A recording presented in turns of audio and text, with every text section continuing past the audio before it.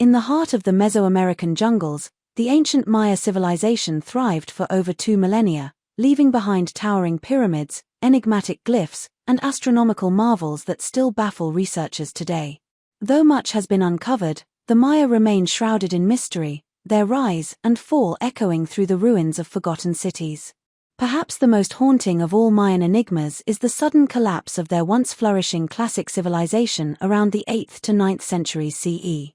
Great city-states like Tikal, Copan, and Palenque were mysteriously abandoned, leaving only skeletal stone structures and silent stelae. Scholars propose a combination of prolonged drought, internal warfare, political unrest, and environmental overuse as possible causes, but no single theory fully explains the scale and speed of the decline. It's as though an entire civilization dissolved into the jungle, leaving only questions behind. Then there is the legendary Mayan calendar, a masterpiece of timekeeping and cosmic understanding. When the long count calendar reached the end of its 13th Bacton on December 21, 2012, many feared it foretold the end of the world. Yet, for the Maya, it was not an ending but a renewal, a turning of the cosmic wheel. Their perception of time was cyclical, deeply intertwined with their mythology, astronomy, and sense of fate. The precision with which the Maya tracked celestial movements, particularly the complex cycles of Venus, eclipses, and solstices, suggests an astonishing grasp of the cosmos, accomplished without telescopes or metal tools. Their architecture only deepens the mystery. Monuments like the Pyramid of Tzolk'in at Chichen Itza were constructed with such precise alignment that during the spring and autumn equinoxes, the shadow of a serpent appears to slither down the pyramid's staircase, a phenomenon that ties directly into the worship of the feathered serpent god, Tzolk'in. How the Maya engineered this interplay of light and shadow, synchronizing it with celestial events, remains a subject of awe. Scattered among the ruins are artifacts that stir the imagination even further, most famously, the crystal skulls. Though many have been exposed as hoaxes or European-made relics, the legends surrounding them persist. Some believe they contain ancient wisdom, or even evidence of contact with otherworldly beings. While mainstream archaeologists remain skeptical, the allure of such relics continues to draw spiritual seekers and conspiracy theorists alike. New mysteries are still being uncovered. Recent LiDAR scans, light detection technology that can see beneath dense jungle canopies, have revealed vast networks of interconnected cities, elevated highways, and massive complexes previously hidden from view. These findings suggest the Maya were far more populous and interconnected than previously thought. Some researchers now believe that dozens of lost cities remain undiscovered, nestled in the shadows of the forest, waiting for the jungle to part. Despite centuries of study, the ancient Maya remain elusive. Their writing system, though partially deciphered, still holds secrets. Many glyphs remain unread. Their rituals, some of which involved bloodletting and human sacrifice, hint at a worldview profoundly different from our own, where time was alive, gods walked among mortals, and destiny was written in the stars. The deeper one delves into the world of the Maya, the more it feels like standing on the threshold of an ancient enigma. A riddle half-solved, half-forgotten, and entirely mesmerizing. Yet, for all their brilliance, the Maya never left a unified account of their history. Instead, each city-state chronicled its own rulers, battles, and cosmic events through intricate hieroglyphs carved on stelae, temple walls, and codices, folding books made of bark paper. Most of these codices were tragically destroyed in the 16th century by Spanish conquistadors and missionaries, who mistook them for pagan heresy. Only 4 authentic Mayan codices survive today, and they offer mere fragments of a once rich literary and spiritual tradition. What vast stores of knowledge, mythology, and science were lost in those flames, we may never know.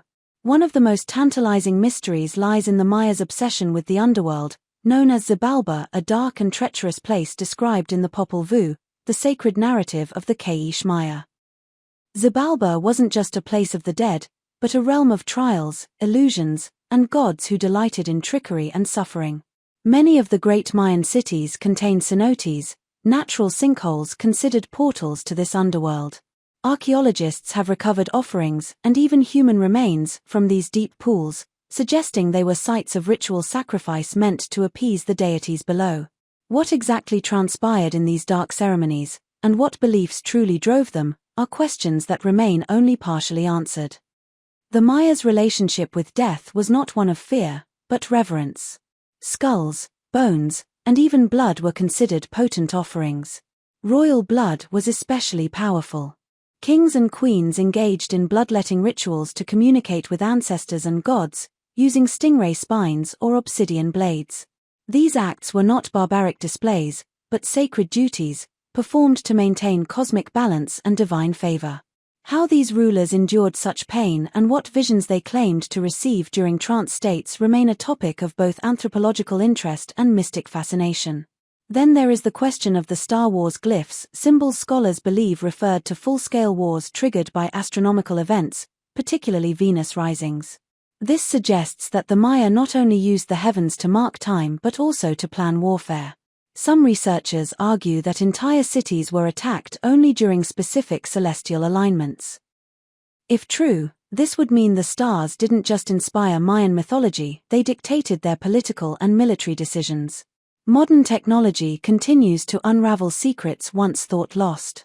Subsurface imaging, drone surveys, and satellite mapping have revealed sprawling urban complexes far larger than previously imagined, suggesting that the Maya civilization may have supported tens of millions at its peak. Raised causeways, reservoirs, and agricultural terraces show remarkable engineering and environmental adaptation. Rather than being swallowed by the jungle, it now appears the jungle grew over a vibrant, engineered landscape, one that was carefully sculpted and maintained. And yet, there is still so much we don't know. What drove the Maya to build pyramids where the acoustics could carry a whisper across vast courtyards? Why did some rulers deliberately erase their predecessors from history, chiseling away names and stories? Why do some glyphs repeat in patterns that resemble not just language, but mathematical formulae or astronomical codes? Could there be knowledge hidden in these glyphs that even modern linguists have not yet fully unlocked? The Maya did not vanish. Their descendants still live throughout Mexico, Guatemala, Belize, and Honduras, many continuing traditions that stretch back thousands of years. The language survives in dozens of dialects, and the old gods are still honored in some corners of the highlands and forests. But the ancient civilization, the empire of stone and starlight, remains a shadowed labyrinth of secrets, carved in glyphs and whispered in the wind that moves through temple ruins. To study the Maya is to wander into a riddle not meant to be solved, only deepened. Every new discovery opens another question. Every answer stirs another layer of mystery. And perhaps that's why their legacy endures, not just in stones and stories, but in the eternal invitation to wonder. Among the many layers of Mayan mystery, few are as compelling as their relationship with the stars, not just as navigational tools or calendars, but as living entities that shaped fate and ruled over human affairs. The Maya believed the cosmos was a vast, breathing structure, divided into multiple realms, each governed by gods, animals, and ancestral spirits. The sky was not simply above, it was a theater of divine motion, where planetary alignments and eclipses weren't just natural events but messages, warnings, prophecies, or blessings from the gods. Venus, in particular, played a central role. The Maya tracked its cycles with astonishing accuracy, sometimes better than their Old World counterparts. Venus was associated with the god Tzolk'in, a harbinger of war and turmoil. The Dresden Codex, one of the few surviving Mayan books, contains a detailed Venus table, predicting its heliacal risings and settings across centuries. When Venus appeared in the morning sky, it was often interpreted as an omen of bloodshed. Did the Maya truly believe these alignments unleashed violence, or were they simply timing war for psychological advantage? Either way, the stars weren't just symbols. They were strategy. Even more intriguing is how the Maya encoded cosmic knowledge into their city designs. In places like Uxmal, Palenque, and Copan, structures appear to be arranged in patterns reflecting constellations, solstice points, and planetary paths. In some pyramids, such as Temple 4 at Tikal, sightlines reveal solar alignments that would only occur once every 52 years, a sacred cycle to the Maya, marking the end of one era and the start of another. These alignments may have served as astronomical markers, but also as ceremonial settings for rituals, moments when the veil between human and divine was believed to thin. Buried beneath these cities lie even stranger clues. Some temples are constructed atop older, hidden structures, suggesting that the Maya repeatedly built upward, layer by layer, not just for expansion but to create a vertical axis of sacred space, mimicking the layers of the universe, the underworld, the surface world, and the heavens above. In this sense, the pyramid wasn't merely a monument. It was a cosmic ladder. And still, the glyphs whisper. Though many have been deciphered, countless others remain elusive. Some of the most cryptic inscriptions appear in remote or difficult-to-reach sites, often damaged or eroded by centuries of jungle growth. A handful refer to mythic cities or regions we've never located, places with names like Puh, Witz-Na, and Sak-Tz'i, sometimes described as centers of fire, jade, or celestial knowledge. Were these poetic metaphors, or real places now swallowed by the earth? In rare instances, glyphs describe events not easily explained through natural or human causes, sky beings descending, or the sky opening. While mainstream archaeology interprets these as metaphorical accounts of divine visions or natural phenomena like eclipses or comets, fringe theorists point to these lines as possible evidence of ancient alien contact. Though such theories lack scientific support, they persist in popular imagination, fed by the Maya's eerie precision and the sheer scale of their accomplishments without iron tools, beasts of burden, or the wheel. Meanwhile, underground networks of caves, known as sacred Tzolk'in, continue to be explored. The Maya believed these were mouths of the earth, direct access points to Xibalba. In some, entire offerings have been discovered untouched, ceramic effigies, jade beads, and human remains placed with ceremonial care. In others, murals depict rituals and gods we've never seen before. These subterranean spaces may hold the key to understanding aspects of Mayan cosmology that remain beyond our grasp. And yet, despite the grandeur of temples and the complexity of glyphs, it's in the smallest details that the Maya leave their deepest impression. A single carved bone flute, found in a child's grave, etched with stars. A woven textile fragment showing a tree with roots in skulls and branches in the sun. A humble obsidian blade, used in ritual bloodletting, shaped like the crescent moon. These are the echoes of a people who saw meaning in everything, who read the world as a sacred text, every element infused with spiritual weight. The mysteries of the Maya are not frozen in the past. They live on in the landscapes, the languages, and the people who still walk the forests of Chiapas, the hills of Guatemala, the lowlands of Petén. They live in the dreams of archaeologists deciphering glyphs under flickering lanterns. In the eyes of descendants carrying on stories whispered at firelit altars. And in every mind drawn, again and again, to the allure of a civilization that never truly disappeared but transformed, as all great mysteries do, into legend. Yet, as legend and legacy intertwine, the Maya continue to offer more than just riddles of the past. They pose a quiet challenge to the modern world. What if the universe was never meant to be dissected, but experienced as alive? This worldview permeated every aspect of Mayan life. To them, a tree was not just flora, but the world tree, or Yaxchi, its roots anchoring the underworld, its trunk standing in our mortal plane, its canopy reaching into the heavens. Every harvest was a dialogue with deities. Every illness, a disruption of cosmic balance. Even time itself wasn't linear, but woven a sacred braid of cycles, overlapping and echoing through eternity. Nowhere is this more evident than in the Maya concept of time, which operated simultaneously on multiple levels.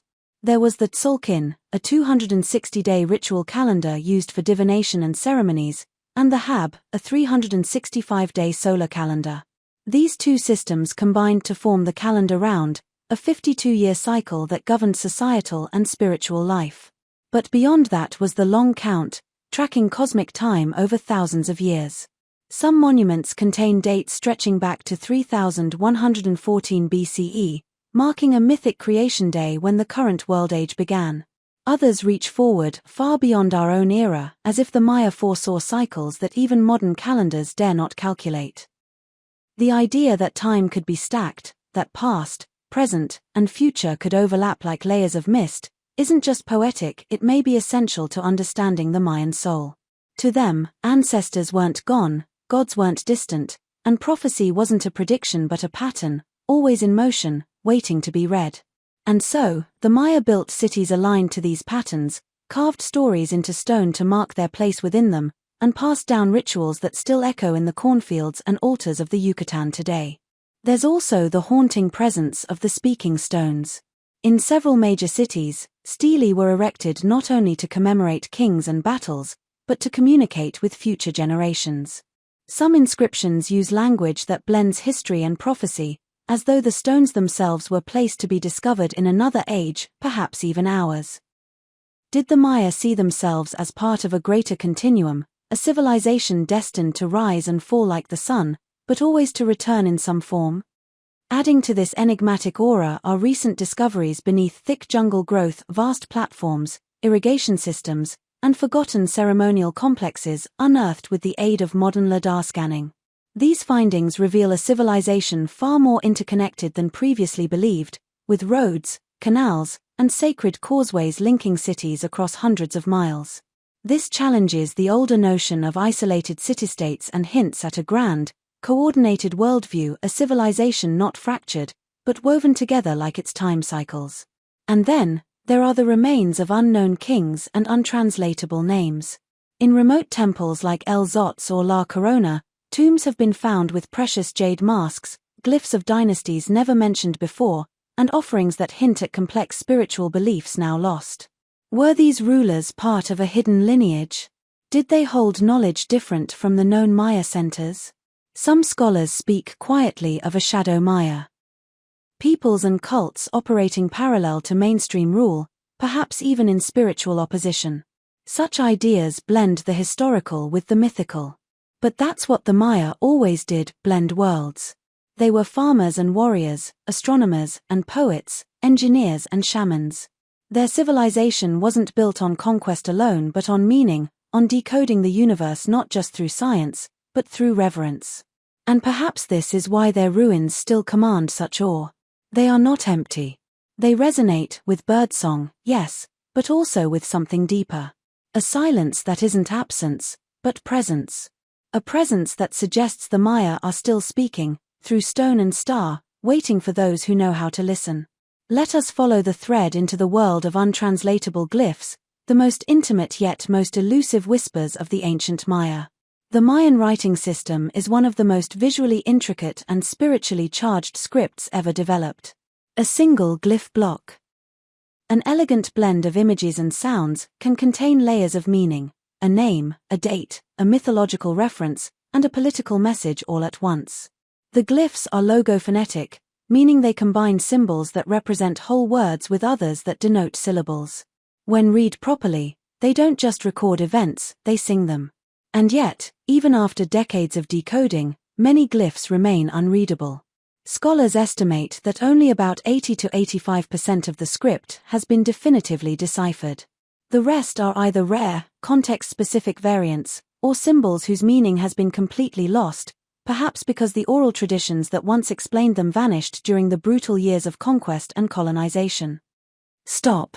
If you like this video, please give us a like, leave a comment behind, and don't forget to subscribe, since we have a new video every week.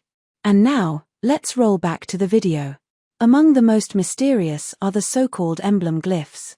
These are complex titles associated with city-states or dynasties, often placed before a ruler's name. While some are well understood, like the emblem for Tikal or Calakmul, others appear only once or twice in the known corpus. Some seem to refer to lost cities, still undiscovered in the jungle, their locations marked only by these scattered references. Others may denote spiritual lineages, priesthoods, or even non-physical realms visited during trance or ritual. Then there are glyphs associated with deities and rituals, glyphs that describe actions we cannot fully interpret. For example, some refer to a ceremony called Charb, believed to involve bloodletting and divine communication. But surrounding glyphs.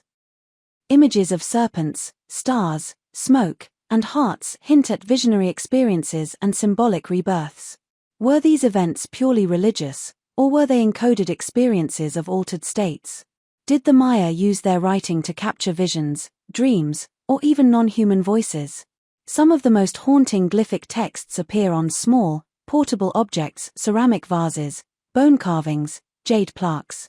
These often contain brief but cryptic messages, names of unknown lords, mentions of ceremonies in white places, or references to times when the stars opened and walked. Without more context, they resist translation. But they echo with the same poetic cadence found in the Popol Vuh, where the divine is never literal, and reality is always layered.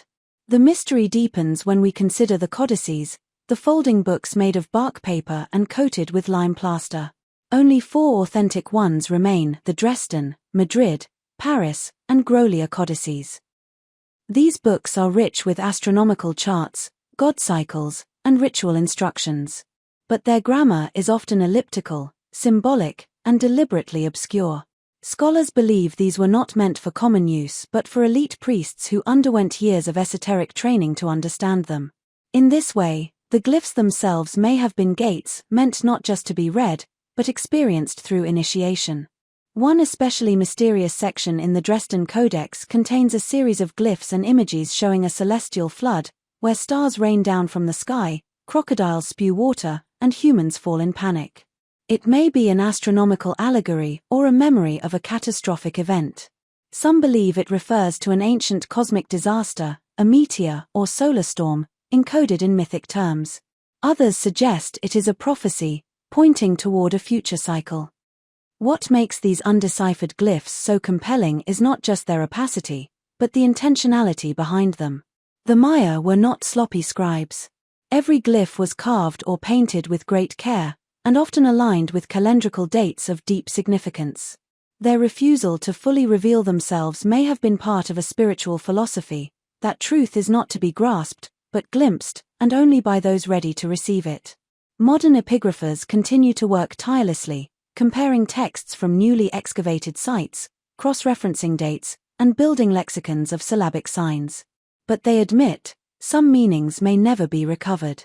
Because language is not just sound or symbol, it is culture, breath, memory. And some memories may have gone to the grave with the last of the priest-scribes. Still, the glyphs endure. They peer at us from stelae and lintels, from broken pottery and temple friezes. They call not just for decoding, but for listening, in the oldest way humans know how. By silence, attention, and respect. Let us step now into the shadows of the lost cities, those whispered in glyphs, sketched in codices, or half-remembered in oral tradition, yet never definitively found by archaeology. These cities are among the most haunting mysteries of the Maya world, because they suggest that our map of the ancient past is still woefully incomplete. That beyond the great known centers, Tikal, Palenque, Köpen, Calakmul, lay entire realms of kings, gods, and rituals now swallowed by jungle and time. Some of these places bear strange, poetic names. In the glyphs of other cities, they are often referenced obliquely, described as places of white stone, throne of the sky jaguar, or mouth of the obsidian road.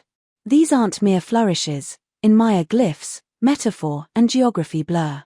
Scholars have spent decades trying to connect these titles with real-world locations, but many remain unclaimed by any known ruin. One such city is Puh, referenced repeatedly in the Popol Vuh and other K'iche texts. Described as a kind of origin place, Puh is thought to have been a center of spiritual power or even the mythical first city of the Maya. Some believe it corresponds to an ancient site now lost in the highlands, or possibly to a city that predated the classic period altogether. Others argue that it may never have existed in the physical world, but was a kind of mythic axis, a spiritual capital lying between earth and sky. Another enigma is Huitzilopochtli, mentioned in war records from nearby kingdoms. For decades, it was thought to be simply a minor site. But recent archaeological evidence suggests it was once the capital of a powerful polity that was violently destroyed. Charred buildings, shattered monuments, and signs of mass burning point to what may have been a total obliteration, a conquest so complete that even the city's name was nearly erased from history. Why? Who ordered such an annihilation? Was Huitzilopochtli a rival, a heretic, or the site of some forbidden knowledge? Then there's the mysterious Tzolk'in, long known from inscriptions found in neighboring cities. For years, Tzolk'in was a ghost kingdom, a name without a place. Only in 2018 was its likely capital tentatively identified in Chiapas, Mexico. There, a carved stone revealed royal titles and creation myths that mirrored those found in texts hundreds of kilometers away. The discovery is still unfolding, but it suggests that many more such sites are waiting, buried, decayed, or mistaken for natural hills. LiDAR technology, laser scanning from the air, has revolutionized this search. In 2018, scans of the Guatemalan Petén region uncovered over 60,000 undiscovered structures, including entire cities hidden beneath centuries of vegetation. Massive platforms, defensive walls, road systems, and reservoirs appeared in places once thought empty. These weren't villages. They were urban centers, many connected by sac-biob. Raised white roads that suggest a much more unified and complex civilization than previously believed. Some of these uncovered sites have no known names. Others seem to correspond with glyphic references, but only tentatively. And still others contain entirely unique iconography, with glyphs or motifs never seen before. Could these be the capitals of kingdoms we only knew from whispers? Or are they something even stranger, splinter sects, spiritual sanctuaries, or cities that operated outside the known political order? A few theories suggest there were hidden cities maintained by priesthoods or visionaries, built not for power but for ritual isolation. These sites, rarely referenced and rarely found, may have been where sky watchers, astronomer priests, or even bloodline keepers preserved knowledge too sacred for the general population. If they existed, they may still be hidden deep in unscanned valleys, where moss-covered glyphs await the sun. Then there are ruins that defy even Mayan classification. Deep in the jungles of Belize and Honduras lie megalithic constructions, with foundations so massive and styles so unusual that they do not fit cleanly into any known Maya tradition. Some archaeologists cautiously suggest they belong to pre-Maya cultures, proto-civilizations that the Maya themselves may have inherited from, and perhaps remembered as gods or ancestors. Others dismiss such claims as speculative. But the stones remain, silent and unmapped. So the jungle continues to hide its secrets. And the glyphs continue to whisper of cities with no coordinates, names with no ruins, thrones with no kings. Every uncovered ruin deepens the mystery, hinting not at answers, but at an entire world we have yet to truly imagine. Let us now journey into the heart of those rituals, the ones whispered about in glyphs and echoed in ruins, and perhaps performed in the hidden cities where the veils between worlds were believed to thin. Maya rituals were not mere ceremonies. They were acts of cosmic alignment, moments when the human world intersected with the divine, and when language, blood, sound, smoke, and movement combined to maintain the fragile balance of the universe. Every king was also a priest. Every temple was a stage set for metaphysical drama. In many cities, temples and plazas were designed to mirror celestial events. Staircases align with the solstice sun, temple doorways frame the rising of Venus. This architectural precision wasn't just scientific, it was spiritual choreography. When a king ascended a staircase during a solstice, he wasn't just climbing stone, he was ascending the world tree, becoming the living axis between the heavens and the underworld. The performance wasn't symbolic. To the Maya, it was real. And in those moments of convergence, rituals of transformation took place. Among the most powerful was the bloodletting ceremony, an act of sacrifice not of others, but of self. Rulers and nobles would pierce tongues, ears, or genitals, threading cords of bark or stingray spine through their wounds. Their blood, considered sacred, would fall onto bark paper and be burned. The smoke that rose was not just vapor, it was a medium through which ancestors or gods could manifest. On stele, the vision serpent, a massive, undulating creature, often appears above the kneeling figure, mouth open, revealing deities or spectral kings. Such ceremonies were deeply private in their mysticism, but also profoundly public in their function. They legitimized power, sanctified time, and maintained cosmic order. But what of the rituals performed in secret? Evidence suggests that certain rites were hidden from the general population, known only to esoteric priesthoods or spiritual lineages. These may have taken place in remote shrines, in caves, believed to be mouths of the underworld, or in the lost cities already whispered about. Within these sanctums, the Maya may have practiced rituals designed not to stabilize the cosmos, but to pierce its boundaries. Archaeological finds in caves such as Naj Tunic or Balankanch include obsidian mirrors, stingray spines, crystal figurines, and inscriptions that reference visions, gods of twilight, and offerings to beings whose names have never been translated. These were not casual sacrifices. They suggest a kind of initiatory rite, an act not meant to be seen, but to be entered into, body and soul. There are glyphs that hint at what some scholars call the white fire rites. Though still barely understood, these seem to involve a combination of fasting, sensory deprivation, hallucinogenic ingestion, and blood sacrifice, leading to states where the initiate walks between stars, or speaks with the ancestors through the burning stone. Whether this was metaphor or something more literal to the Maya worldview is still debated. In some codices, especially the Madrid Codex, we find illustrations of priests using substances drawn from toad venom, Bufo alvarius, psilocybin mushrooms, and morning glory seeds, known for their hallucinogenic properties. These images show practitioners in states of dismemberment and transformation, watched over by gods of death and rebirth. One such figure has no face, only a glyph representing speech where the mouth should be. Was this a depiction of divine possession? Or a symbol of being spoken through? And who preserved these rituals as the cities fell? There are accounts, some found in colonial-era documents, others passed down orally, of daykeepers, fire talkers, and the ones who bind time. These were individuals or small circles who, even as the great cities collapsed and the old dynasties were burned by conquistadors, held on to fragments of ancient knowledge. In highland villages today, some still use a 260-day calendar, perform offerings to the hill spirits, and recite creation stories that echo glyphic texts from over 1,000 years ago. These modern Maya spiritualists may be the living echoes of ancient priesthoods, walking quietly among us. Some believe these lineages include guardians of the books, codices, or bark paper records hidden away before the Spanish burned thousands of Maya texts. Occasionally, rumors arise of such documents held in private, remote, or ritual contexts. None have been authenticated. But the persistence of the rumor is itself a kind of cultural memory. That not everything was lost, and that some knowledge was meant to be hidden, until the right time. And so we return to the core of the Maya mystery. They built for eternity, but they also planned for disappearance. Their glyphs hint at cycles. Their temples align with ages. Their rituals sought not permanence, but recurrence. In this way, even their silence becomes a message. A pause in a great sentence not yet finished.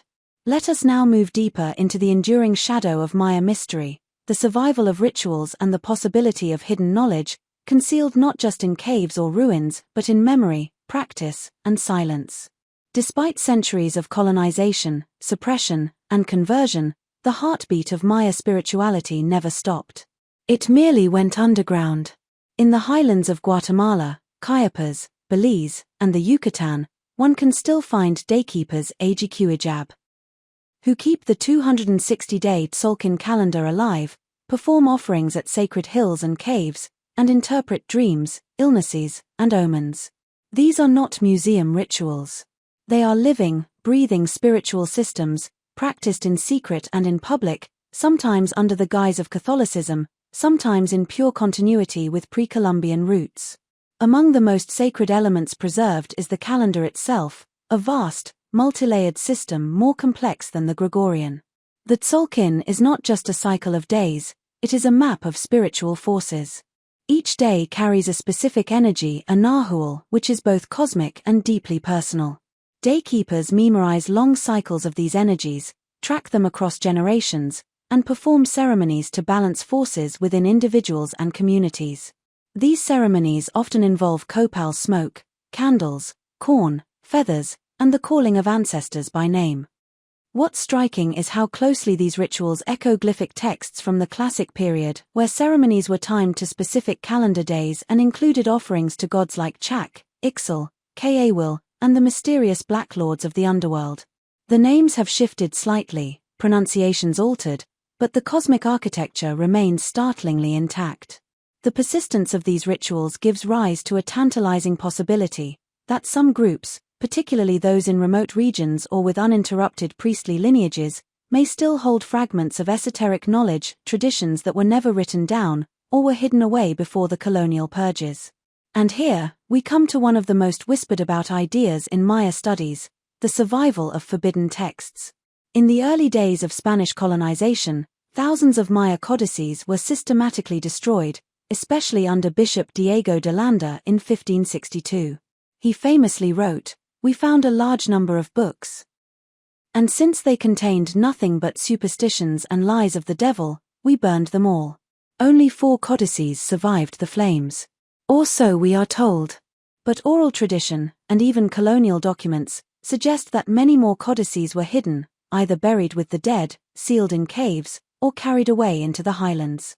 Some were reportedly given to select keepers, those chosen not only for their memory and lineage, but for their capacity to understand and protect dangerous knowledge.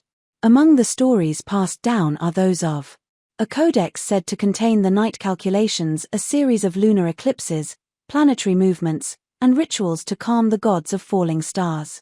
A book of winds, hidden in the caves near Lake Atitlan, containing chants to redirect storms and summon ancestral guides.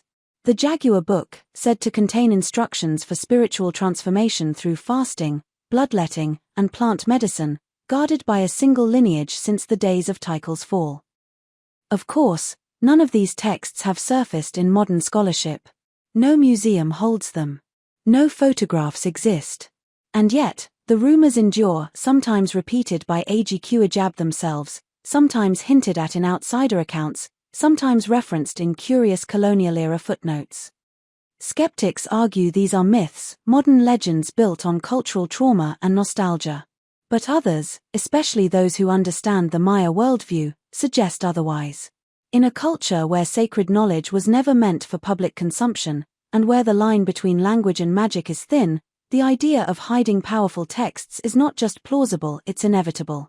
And indeed, archaeological finds continue to fuel these speculations.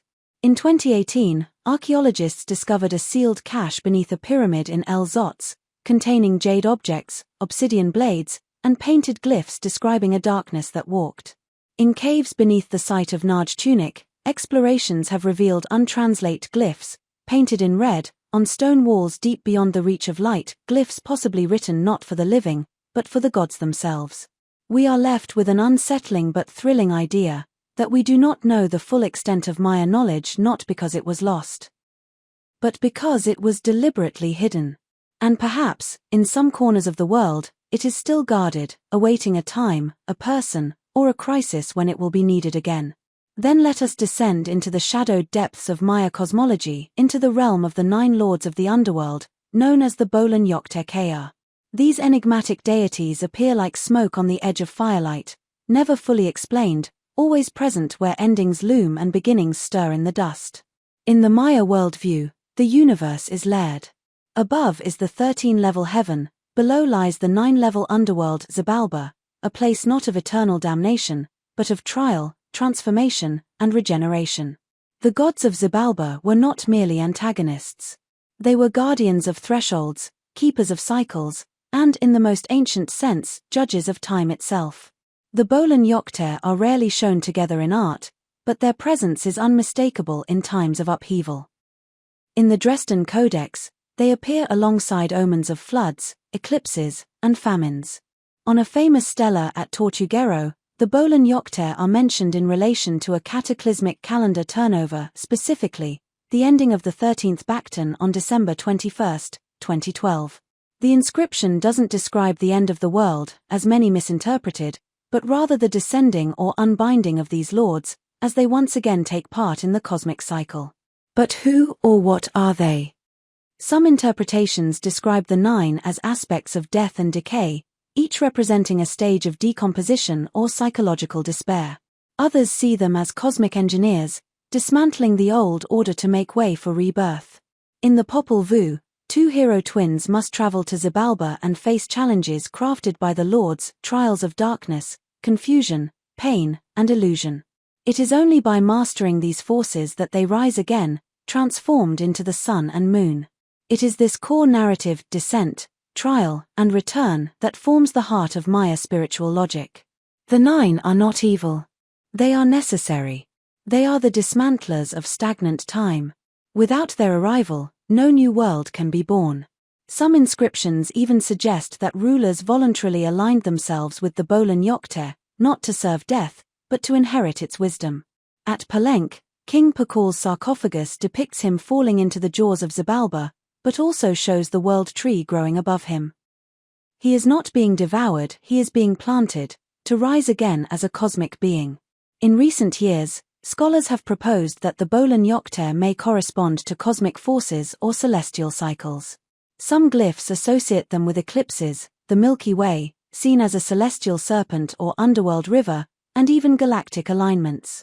One theory holds that each lord represents a phase in the precessional wobble of Earth's axis, known to modern astronomy as a 26,000-year cycle, something the Maya may have tracked through long count dates and Venus cycles. This might explain their presence in the Tortuguero inscriptions about 2012.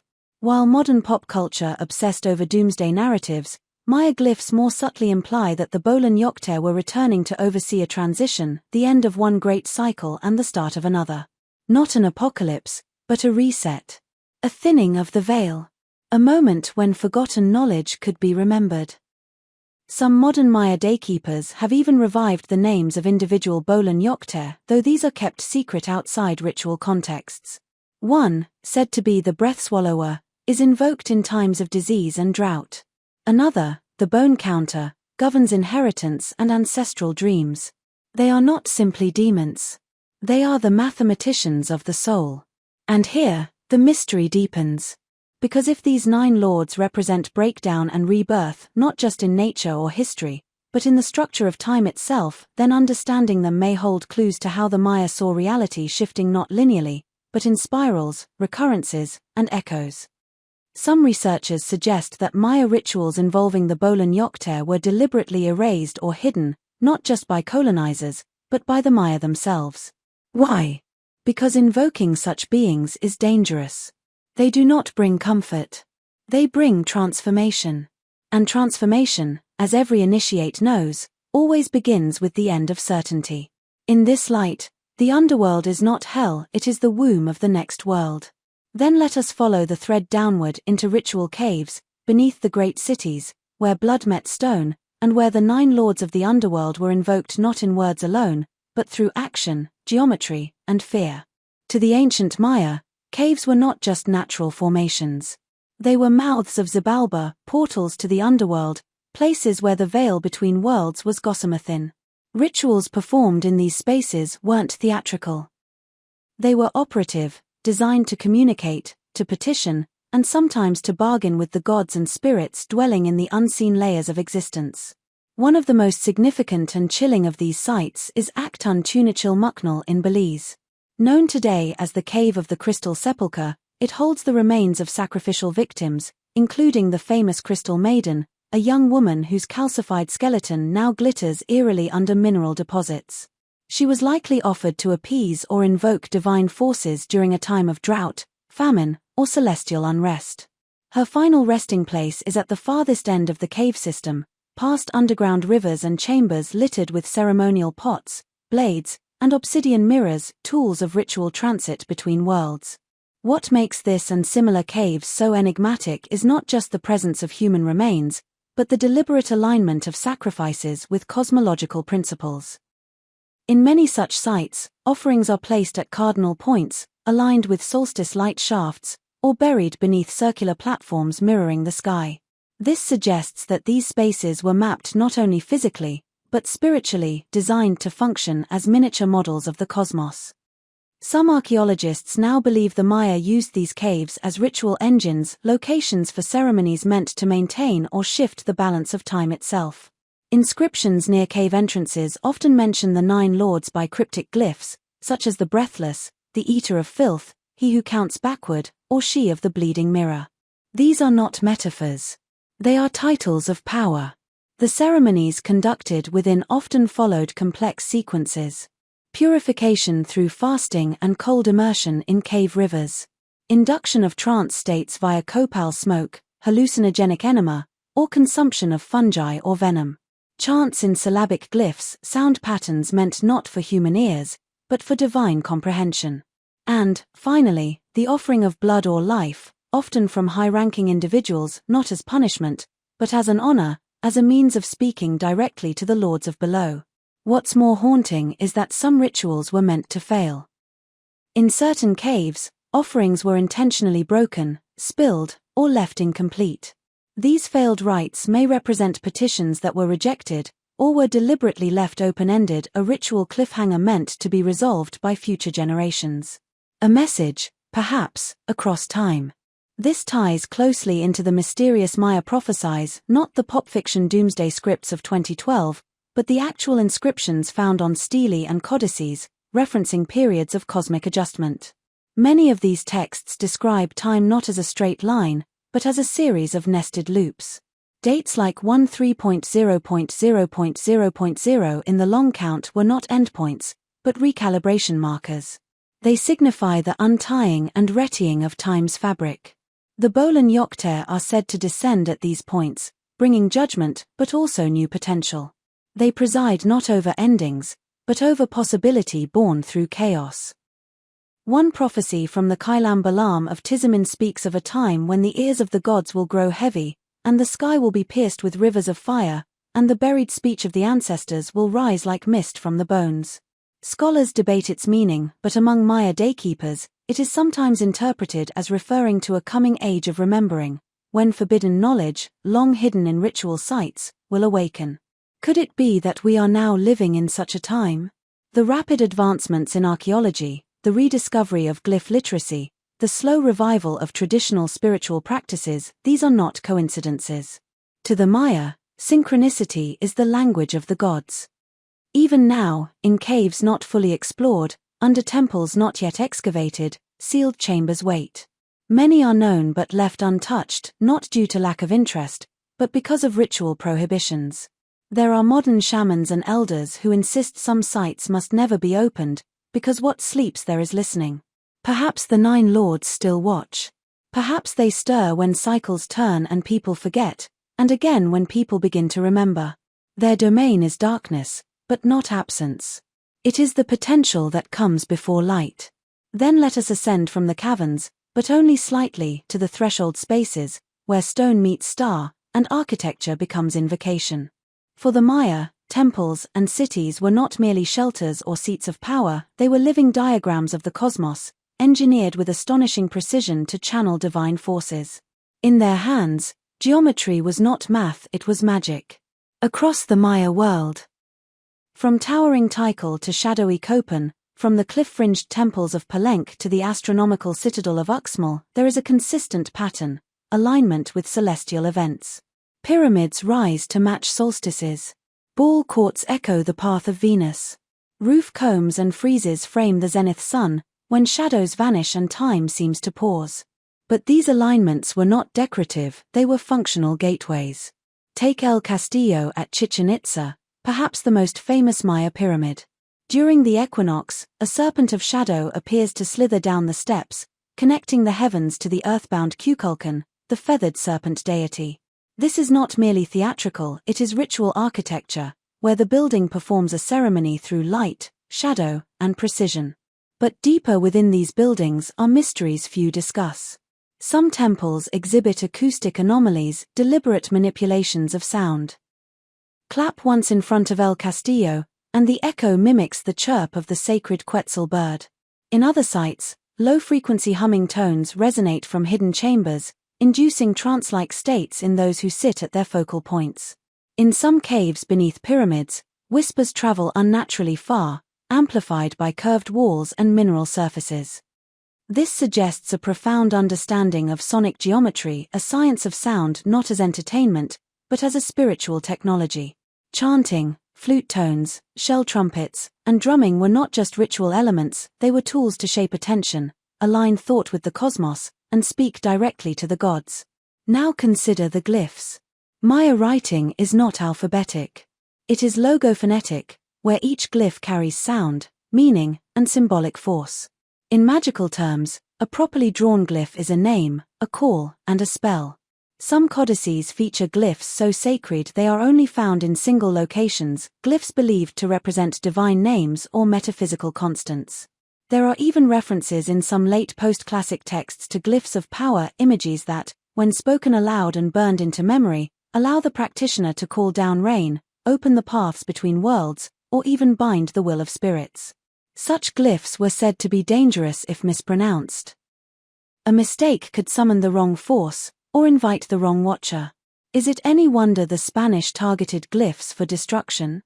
But even today, fragments of this knowledge survive. Maya priests use calendrical glyphs to determine auspicious dates. Tattoo-like inscriptions mark ceremonial objects. Some masks and headdresses still bear glyphs meant to protect the wearer from death or misfortune. These are not quaint designs, they are functional sigils. More astonishingly, recent decipherments suggest some buildings themselves were written texts. The Temple of the Inscriptions at Palenque doesn't just house Pakal's tomb, it tells the story of his divine transformation, step by step, as one ascends the pyramid. In this sense, walking the temple is like reading a living spell, a text in stone, enacted by the movement of the body. And perhaps, this is the deepest Maya secret of all: time, space, sound, and intention are not separate. They are parts of a single system. A ceremony is not a prayer, it is a recalibration of reality. A glyph is not a letter, it is a key.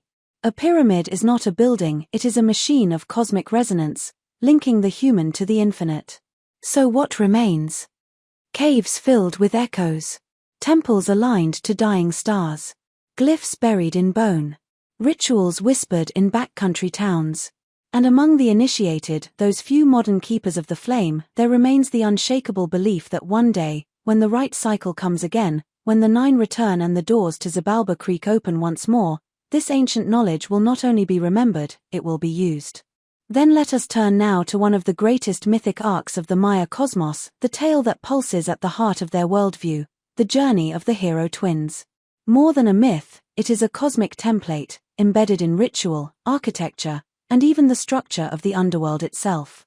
Their story is preserved in the sacred book known as the Popol Vuh, a colonial-era transcription of ancient K'iche' Maya oral traditions. It is both an origin myth and a mystery play, describing a world born not from light, but from trial, trickery, and the conquering of death. The twins, Hunahpu and Xbalanque, are not born heroes. They are descendants of a failed generation. Their father and uncle, skilled in ballgame and arrogance, were summoned to Xibalba and perished in the Lord's tests. But the story does not end in defeat. For though their bodies were broken, the seed of life endured. Their father, Hunahpu, was buried in the underworld, but before his death, he spat into the hand of a Xibalban maiden, impregnating her with a whisper of life. From this union, the hero twins were born living paradoxes, children of both the upper world and the depths below. Their journey begins not with vengeance, but with curiosity. They discover their ancestors' ballgame gear buried in the rafters, and soon they, too, begin to play loudly enough that the lords of Xibalba, angered by the noise, summon them to the underworld. But unlike their father, these twins are clever. Xibalba is a realm of illusion and ritual trickery. The lords, named for affliction and decay. Scab Stripper, Bone Scepter, Demon of Filth, Demon of Suffering, do not wield brute force, but rather shame, confusion, and deception. Each house the twins enter is a trial of the senses. The Dark House, where they must navigate blindness. The Razor House, filled with blades that dance like insects. The Jaguar House, prowled by hungry beasts. The Bat House, where they must survive silence and a god called Camazots. But the twins turn each trap inside out. They speak to animals, craft illusions, even fake their own deaths. They die voluntarily, are ground into dust, and then resurrect themselves, a feat no god, demon, or mortal had yet achieved. In their final act, they perform a dance for the lords of Xibalba, a ritual of transformation so profound that it appears to the lords as a mere show. The twins kill each other in the dance, return to life, and then, invited to do the same to the lords, refuse to resurrect them. The lords of death are tricked, judged, and defeated not by violence, but by mastery of the rules of their own realm. The hero twins then ascend into the sky, one becomes the sun, the other the moon, completing a cosmic cycle. The underworld has not been destroyed, but it has been understood. And through that understanding, The twins bring order from chaos, light from shadow, balance to the worlds above and below. This myth is not a mere legend, it is reflected in every aspect of Maya ritual and architecture. The ballgame courts, where the game of life and death is reenacted. The north-south orientation of many sacred spaces, mirroring the twins' descent and ascent. Even Maya rulers styled themselves as incarnations of the hero twins, casting their own rituals of sacrifice and rule as continuations of that journey. But the Popol Vuh is also full of encrypted wisdom. The journey of the twins parallels shamanic initiation, where ego dies, and the initiate returns transformed. It is a story of psychospiritual alchemy, where the underworld is not a punishment, but a necessary descent to recover something lost. And so we ask, where else does this pattern appear? Across Mesoamerica, echoes of the twins appear in Zapotec, Mixtec, and Aztec myth. And beyond, in the Egyptian duat, where Horus must pass through 12 gates, in Sumerian tales of Inanna's descent, even in Greek stories of Orpheus, or Norse tales of Odin sacrificing himself on the world tree. Could these be cultural parallels, or distant reflections of a shared human memory, encoded in symbol and myth? There are those who believe the Maya were not an isolated culture, but part of a network of ancient civilizations exchanging not just goods, but cosmic knowledge, of time, death, the stars, and the soul's journey. Glyphs depicting boats, travelers, and even bearded strangers from the East fuel these theories. Some suggest Olmec heads may represent early transoceanic contact. Others point to shared motifs, serpent gods, pyramids, sky dragons across continents. Is this speculation or forgotten history? The Maya themselves might say, look not to explanations, but to cycles. All knowledge, like the hero twins, descends, hides, and returns again. In the time of forgetting, we sleep. In the time of remembering, we awaken. And now, perhaps, the underworld is stirring again. Then let us raise our gaze skyward, to one of the most sacred and enigmatic aspects of Maya cosmology, the planet Venus. Not a mere point of light in the night sky, but a living, divine force, tracked with fanatical precision across centuries. The Maya did not just observe Venus, they worshipped, feared, and aligned their civilization around its celestial rhythms. To the Maya, Venus was known as Chakek, the great star. But this was more than poetic. Venus was considered a god and a warrior, sometimes male, sometimes female, often androgynous, and always dangerous. It was intimately linked with the deity K'awil, the lightning god of royal lineage, sacrifice, and transformation. When Venus rose as the morning star, it was thought to signal war, upheaval, or divine judgment. But how did they track it? The Maya calculated Venus's synodic cycle, the time it takes to return to the same position in the sky, as 584 days. This value is extraordinarily accurate, varying from the modern calculation by only a fraction of a day. And they didn't stop at simple observation. In the Dresden Codex, one of the few surviving Maya books, there is an entire almanac devoted to Venus's phases, its heliacal rising, periods of invisibility, evening setting, and eventual return. These weren't just notes for astronomers, they were ritual instructions. When Venus rose after its 8-day disappearance from the sun's glare, cities would launch wars, conduct sacrifices, or change their leadership. It was believed that during this time, the god embodied in Venus was walking between worlds, bringing messages from the divine realms, or enacting vengeance for past transgressions.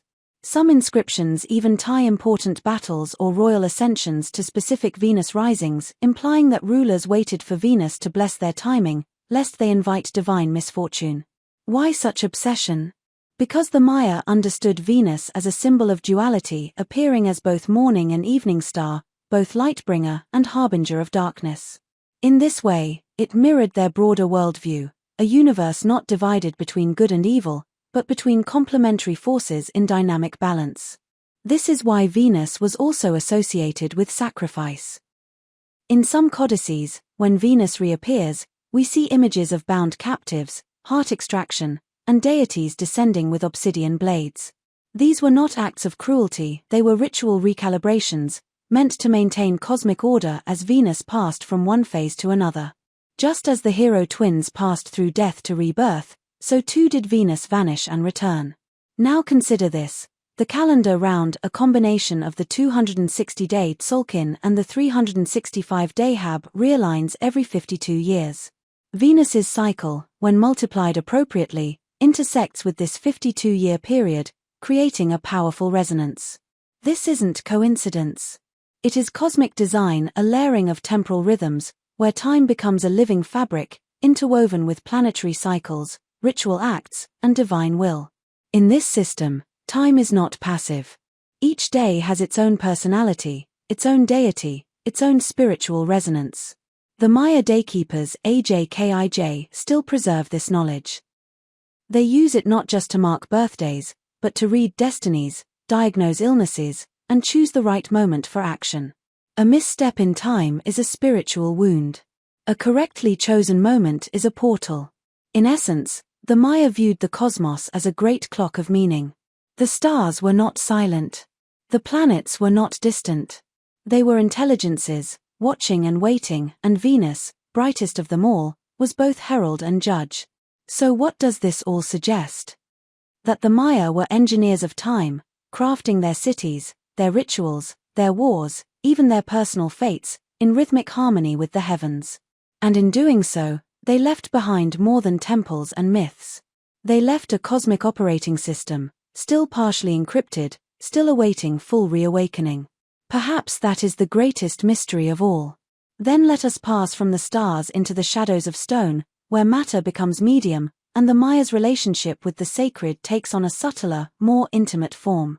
Here, we encounter some of the most enigmatic tools of power and prophecy in their hidden world, the obsidian mirrors, and the talking stones, objects whispered about even today in the oral traditions of Maya highland shamans. Let us begin with obsidian. To the uninitiated, obsidian is simply volcanic glass, sharp, glossy, beautiful. But to the Maya, it was the blood of the earth, congealed fire cooled into blackness. They used it not only for blades, but for portals, polished discs that did not reflect, but revealed. These obsidian mirrors, often found in elite tombs and ceremonial caches, were not decorative. They were instruments of vision, and in many accounts, they were used to see beyond time. Diviners AGQIJAB, daykeepers, and seers would enter trance states using copal smoke, chant, and mirror gazing, not unlike scrying practices known in other ancient civilizations. In the right hands, an obsidian mirror was a veil-thin membrane between the worlds of waking and dreaming, life and death, human and divine. Some mirrors were held to the forehead or chest. Others were fixed onto headdresses or staffs, turning their bearers into living thresholds. The visions they brought were said to be dangerous, demanding spiritual armor, lest the seer be burned by the clarity of divine sight. Even today, among certain Maya spiritualists, obsidian is never handled lightly. A cracked or clouded mirror is believed to be not broken, but sealed, either because the spirit within is sleeping, or because it must never be opened again. But obsidian was not the only voice the Maya listened for. There are also the tales, less known, rarely written, of the speaking stones, or Kayawil stones. These are not always carved or shaped. Some are smooth river stones, others jagged fragments from sacred hills, often sourced from caves, the mouths of the underworld. What made them speak? Not speech in the human sense, but resonance. Certain stones were said to respond to touch, to pulse when held by certain individuals. Elders tell of stones that vibrate faintly during solstices or eclipses, or emit heat without cause. In highland Guatemala, some keepers still speak of stones that sing when rain is near, or glow faintly in the dark when placed in ritual circles. Skeptics call these stories mythic residues.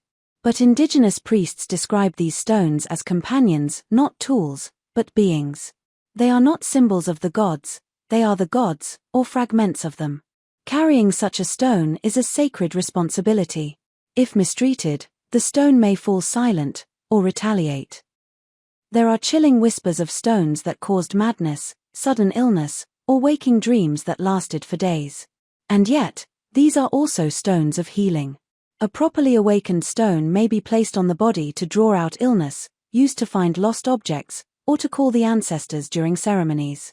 Interestingly, modern archaeological equipment has detected magnetism, quartz resonance, or unusual density patterns in some of these ritual stones. Science measures anomalies. The Maya, however, simply say, "It is awake." Now, imagine this: an obsidian mirror held in one hand, a Kawal stone in the other, deep in a ritual cave. Copal smoke coils around a stela inscribed with glyphs of sacrifice and vision. The stars outside move silently, and Venus is rising. Time begins to thin. The seer begins to chant. The mirror darkens, then lights. The stone pulses. What did they see? The birth of gods. The war of stars. The return of ancestors. The opening of Xibalba's gates. Or perhaps us. Watching them. Wondering if it's all just story. But the Maya would say, it is not story. It is pattern. And pattern never dies, it merely waits. Then let us descend deeper, not into myth, but into memory carved in stone, lying buried in the sacred veins of the earth. For there are places in the Maya world not meant for the living to dwell, but to receive the echoes of forgotten time: the stone libraries, vast cave systems filled with ritual deposits, altars, glyphs, bones, and artifacts not meant to be uncovered, at least, not yet. These are not ordinary caves. The Maya viewed caves as the wombs of the earth, portals to Xibalba, the other world. Unlike tombs of permanence, these were places of cyclical return where the soul could enter, dissolve, and eventually re-emerge. Some caves were known to only the high priests, their entrances hidden behind jungled rock. Others are now famous, like Aktun Tunichil Muknal, ATM, in Belize, where archaeologists discovered crystallized skeletons, sacrificial offerings, and altars untouched for over 1,000 years. But there are whispers of lesser-known caves. Sealed chambers containing not only bones or pots, but stone books, flat, stacked slabs covered in glyphs, diagrams, star charts, and geometric engravings. The few glimpses we have suggest these are not funerary. They appear instead to be repositories not of bodies, but of encoded wisdom. Why bury knowledge? Because to the Maya, time is not linear, but cyclical. Knowledge has its own rhythm. Some truths are meant for the fourth sun, others for the fifth, and some for the sixth, which is yet to come. What looks like abandonment may be intentional concealment, a message not lost, but planted, to grow at the proper moment in the cosmic calendar. Consider the possibility: a calendar glyph buried next to a stone book dated to 13.0.0.0.0, the great turning point in the long count calendar, the infamous date associated with 2012. What if that wasn't an end, but a signal, a marker for when the next reader might appear? And so some researchers now propose. These libraries may contain preserved models of lost cosmology, perhaps even mathematical keys to understanding Maya metaphysics, connections between sound, number, geometry, and consciousness. This brings us to the Maya number system. Based on 20s, not 10s, and using dots and bars, the Maya number system is efficient, elegant, and recursive.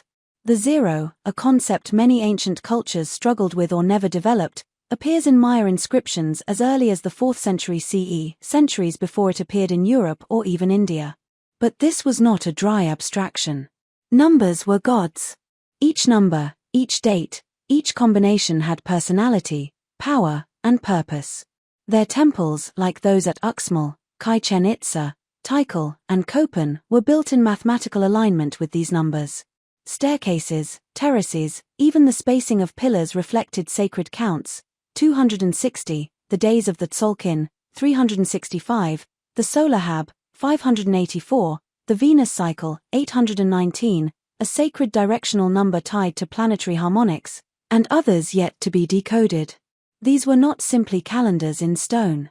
They were machines of resonance. Imagine standing on the steps of El Castillo at Chichen Itza during the equinox, when the sun casts a perfect shadow of a feathered serpent down the northern stair. You are not merely watching a shadow. You are activating a program written in stone and time, where light, architecture, and deity merge into a living ritual. Now multiply this across hundreds of cities, pyramids, stelae, and caves, each a node in a vast sacred network. And then ask, what were they tuning into? Some believe the Maya had knowledge not only of astronomy, but of harmonics, resonant geometry, and perhaps even vibrational healing, an ancient science of sound and number that we are only beginning to rediscover. In certain temples, the acoustics are so precise that a single clap echoes back as a bird call. In others, a whisper carries across vast plazas. Coincidence? Or calibration? The Maya may have seen the universe as a resonant field where form, sound, and intention could reshape reality. Their rituals were not symbolic, they were technologies of transformation. So the stone libraries may contain more than history. They may hold the operating manual of a civilization that aligned mind, body, society, and cosmos into a unified field. And if such knowledge exists, sealed in time, hidden in darkness, then what might we awaken if we find it again? Then let us follow the echoes, deeper still, into the realm of vibration, where the Maya met the divine not with words, but with resonance. In the temples and ceremonial courts of their sacred cities, sound was not entertainment. It was ritual weaponry, a language of gods, a medium for transformation. Welcome to the mystery of the Maya sound rituals, a forgotten science, half music, half magic, in which every note, every drumbeat, every human voice was calibrated to align with cosmic rhythms. The sound temples. Across sites like Chichen Itza, Palenque, Uxmal, and Copan, archaeologists have discovered structures with uncanny acoustic properties. One of the most famous is the Temple of Tzolk'in at Chichen Itza. Stand at the base of its stairway and clap your hands.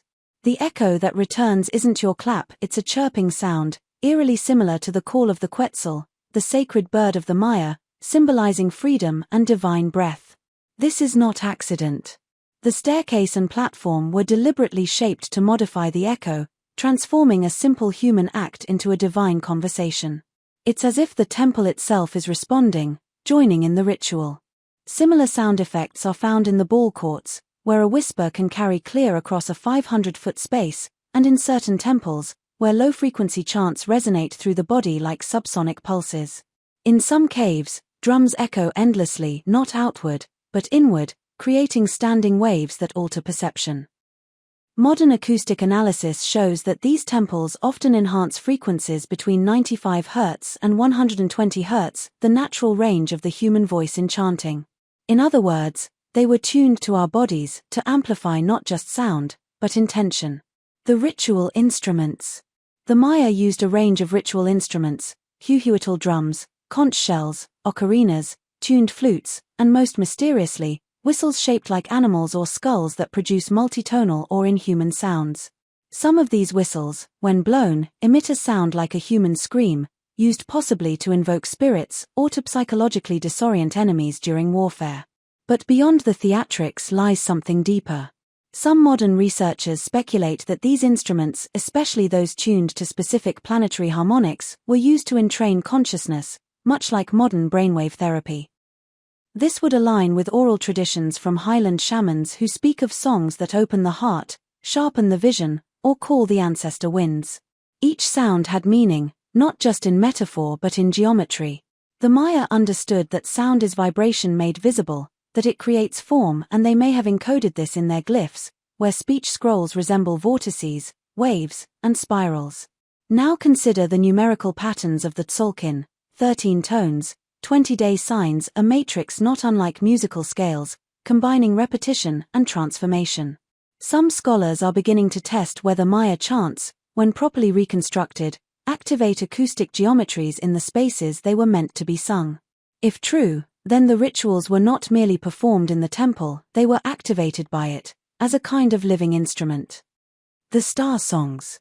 But here lies the greatest mystery, the references, scattered and fragmentary, to what Maya priests called the songs of the stars. Some glyphs reference songs that fall from the sky, or songs that arrive on winds from the Black Road, likely referencing the Milky Way or a celestial axis.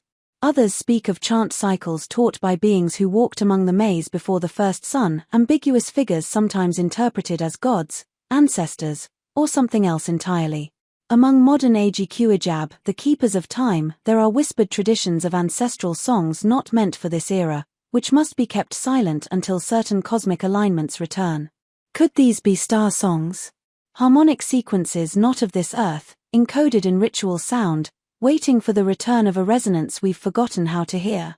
It is here we brush against the Maya star ancestors. Beings who, according to both myth and stone, descended during the darkness between suns, bearing fire, calendar, maize, and law. They are linked to constellations, especially the Pleiades, Orion's belt, and the dark rift of the Milky Way, called Xibalba B, the Black Road. Some ancient stelae depict these figures with non-human features, elongated skulls, strange headdresses, tools that do not resemble weapons or farming gear. Are these symbolic depictions of divine archetypes? Or memories of encounters long recoded into myth? We may never know. But the Maya warn us, truth is cyclical. What was hidden will return. What was sung once, may be sung again. Then let us lift our eyes to the stars once more, not as dreamers, but as listeners, standing at the crossroads of myth and astronomy, where the Maya kept watch over the heavens with an intensity rarely matched in human history. Here begins one of their most esoteric mysteries. The tales of the skyboats, and the doorways between worlds that flicker open when Venus returns to her sacred station. The skyboats. Among the most cryptic glyphs in the Maya corpus are those associated with Pibna or Pibna, often translated as House of Steam, sometimes Place of Emergence. In some contexts, they refer to sweat lodges used in ritual purification.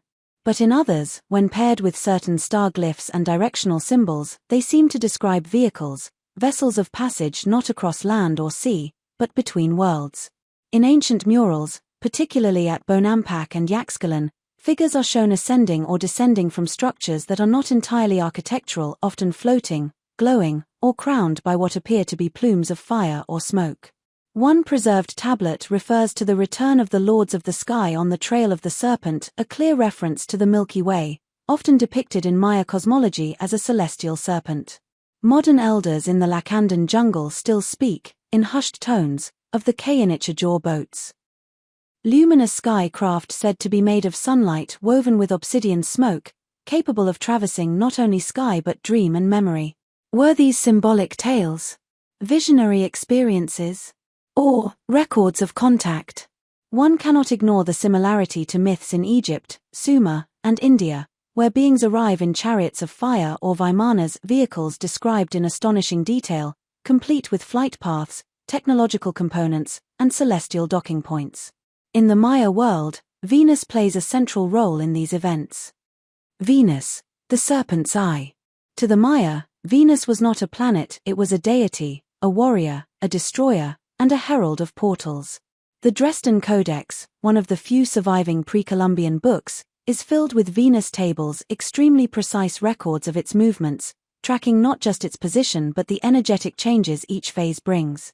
When Venus rises as the morning star, the Maya believed it signaled danger, transformation, and warfare. When it became the evening star, it was linked with fertility, diplomacy, and rebirth. But it was during certain synchronized alignments, when Venus passed specific points in the heavens, that some temples were said to hum, and some doorways glowed faintly, visible only to the properly prepared initiate. Certain stelae and inscriptions refer to the day the eye blinks, or when Venus sits upon the moor, phrases believed to indicate windows in time when the barrier between dimensions thins. The Temple of the Inscriptions in Palenque, the Governor's Palace in Uxmal, and certain lesser-known shrines in the Piton are aligned with Venus risings and ecliptic nodes, as if the Maya were setting up a kind of resonant lattice, meant to focus energy or perhaps even summon something or someone. At the Temple of Jabilchultun, there is a passage where, on the equinox, the sun shines directly through the main doorway, casting a perfectly framed beam through two additional openings. But during rare Venus risings that coincide with certain zenith crossings, local legends say the beam shifts, not in angle but in color. Some say the light turns blue-white, and feels cold, even under the tropical heat. Others claim those who stand in the beam sometimes vanish, for seconds or for hours. When they return, their voices sound different, or their eyes reflect stars not yet risen. Science has never confirmed these claims. But then again, science has never opened the sealed chambers still buried beneath many temples, some of which, according to LiDAR scans, contain strange metal deposits, or rooms with no apparent entrance. The final door. Is this a map? Let us consider, for a moment, that the Maya didn't just build temples, they built a map. A system of activation points, where architecture, astronomy, sound, and myth converge. Each site, a chord in a planetary symphony. Each ritual, a signal. Each date inscribed in their codices, a scheduled moment in a pattern so vast it spans millennia. And what if this pattern was not just to commune with gods, but to communicate, perhaps with beings from the stars, or with their future selves, or with us? The skyboats, the stone libraries, the obsidian mirrors, the singing stones, the temples that resonate, the portals of Venus, they all point to the same idea. That the Maya were not merely measuring time. They were weaving it. Then let us walk onward not through jungle paths, but through the invisible corridors of time itself, where the Maya left no footsteps but instead vibrations, echoes, timing patterns. For to truly understand the depth of their mystery, one must step into the living heart of their greatest invention. The Tzolk'in, the calendar that breathes. Unlike our mechanical, solar-based calendars, the Tzolk'in was not just a way to measure time. It was a sacred circuit, a 260-day cycle made of 13 tones and 20 day signs, each carrying specific energies, symbols, and roles in a cosmic drama. It did not count time. It spoke it. And for the Maya, to be born under a certain Tzolk'in day was to inherit an energetic frequency, like being born under a chord in a universal melody. Your name, your calling, your fate, it wasn't dictated, but harmonized. You were a tone in a song that began before you and would continue after. 260 days. Why such a number? Modern researchers have noted it corresponds almost exactly to the human gestation period. Others link it to Venus, solar zeniths, agricultural rhythms, and planetary harmonics. But for the Maya, this was the pulse of consciousness itself, a rhythmic cycle of birth, growth, death, and rebirth, repeated in fractals across days, decades, and eons. But what if it's more than that? What if the Tzolk'in is not only a calendar, but a kind of access code, a sequence that aligns the human mind with celestial energies? Shamans have said for generations that the 260-day cycle opens the inner door not metaphorically, but neurologically, spiritually, perhaps even interdimensionally. And here we come to the idea that has haunted archaeologists and dreamers alike. The Maya never vanished, they shifted. Mainstream history tells us that after 900 CE, the great classic Maya cities were abandoned. Temples were left to the vines. Dynasties dissolved. Civilization, it seems, collapsed. But what if it didn't? What if the outward signs of disappearance were not failure, but transition, not into ruin, but into another mode of being? Certain Maya elders in Guatemala and Chiapas still carry this belief. They speak of the Aj Maya Kayatl, those who turned sideways, or those who walked through the sun. The legend says that when the world reached a critical imbalance, when time became too heavy, certain priests, sages, and timekeepers gathered at 6 points of resonance across the Maya world, where space and time fold in on themselves, and they shifted. They did not die. They did not flee. They adjusted their frequency as smoke becomes wind, as the old metaphor goes. In some tales, they are said to have passed into the fifth direction, a metaphysical space not above, below, east, west, or center, but inward, into the veins of reality itself. There are accounts of people entering caves like Naj Tunic or the hidden passages beneath Palenque and emerging changed, speaking in strange tongues, eyes glowing with reflected glyphs, remembering things they never lived. These aren't just myths. Some of these stories are current, whispered among modern AGQIJAB timekeepers. There are reports, though always vague, of disappearances, of beings appearing in full regalia, speaking in ancient Yucatec, before fading into light. What if the Maya didn't vanish? What if they are waiting? The fractal prophecy. The Maya believed in cycles within cycles, bactons, catons, tons, and beyond. The famous date of 13.0.0.0.0, December 21, 2012, marked the end of the 13th bacton, a cycle of approximately 5,125 years. Many misinterpreted this as the end of the world. But the Maya never said that. They said it was the end of one sun, and the dawning of another. It was not destruction. It was activation. And it came with a warning: beware the time of sleepwalking. a phrase appearing in at least 3 codices and still chanted in ceremonial rites today. It refers to an era where humans forget their role in the cosmic order, where we mistake progress for wisdom, speed for presence, and data for knowledge. They warned that if this sleep deepens, Earth itself would send signals through sky, soil, and storm to awaken the dreamers. We may be in that moment now. So where do we stand?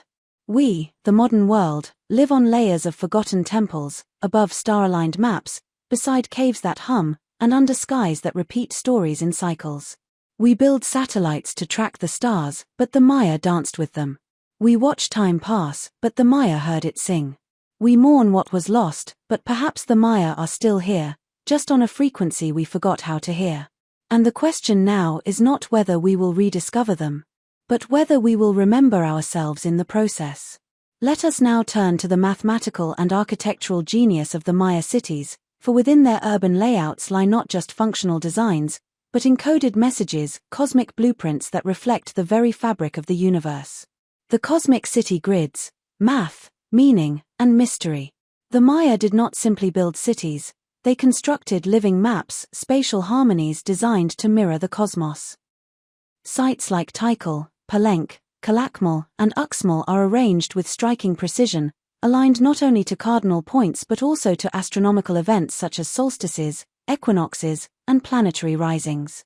But the mystery goes deeper. The distances between temples, plazas, and pyramids often correspond to mathematical constants such as pi symbol and the golden ratio, phi, both of which have fascinated humanity for millennia due to their presence in nature, art, and architecture.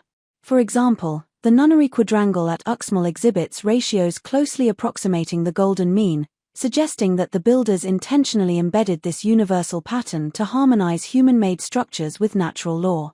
Even more astounding are the city grids oriented along axes that reflect cycles of Venus, the same cycles meticulously tracked in the Dresden Codex, aligning streets and causeways to the planet's maximum elongations and synodic periods. This implies that walking through these cities was a form of ritual journey. By moving from one sacred space to another, inhabitants were physically enacting the movement of planets, participating in a cosmic dance scripted in stone and earth. The sixth sun prophecy. We now arrive at the oral traditions that have persisted among modern Maya descendants. Prophecies speaking of the coming of the sixth sun, a new era of existence following the 5 great cosmic cycles, or suns, that preceded it. The fifth sun, they say, is the one we live in now, marked by human struggle, imbalance, and a test of consciousness. The sixth sun promises transformation, not destruction, but evolution, a renewal of harmony between humans, the earth, and the cosmos. In some versions, this event will coincide with a series of celestial alignments, including the rising of the Pleiades in a particular configuration, the return of Venus to its sacred station, and the alignment of the galactic center with the Earth's equinox. This awakening will bring new knowledge, hidden for ages, to those ready to receive it, a rediscovery of lost wisdom in sound, mathematics, ritual, and cosmic relationship. The prophecy urges us to shed illusions of separation, to embrace interconnectedness, and to prepare for a time when the veils between worlds grow thin, allowing for contact with the star ancestors once more. A final invitation. The ancient Maya mysteries are not relics of the past but living threads woven into the present and future. They call us to listen to the song of the stars, to walk the paths laid out in stone, to watch the sky with reverence, and to awaken the dormant parts of ourselves, those aligned with rhythm, balance, and cosmic purpose. Their temples, calendars, and prophecies invite us into a vast, unfolding story, one where time is not linear but cyclical, where the earth beneath our feet and the stars above our heads are intimately connected, and where humanity's greatest journey is still ahead. The mysteries of the ancient Maya invite us into a world where time, space, and consciousness intertwine in intricate harmony. Through their monumental cities, sacred calendars, and celestial wisdom, they left behind a profound message not merely about the past, but about the cycles that govern existence itself. Their knowledge challenges us to see beyond the surface of history and science, urging us to remember our place within the cosmic order. Far from vanishing, the Maya continue to live in the rhythms of the earth and stars, calling us to awaken from our modern slumber. Their legacy is a timeless invitation to listen, to observe, and to align ourselves once more with the pulse of the universe. In unlocking their secrets, we do not just uncover a lost civilization, we rediscover a deeper part of ourselves and the eternal dance that connects all life.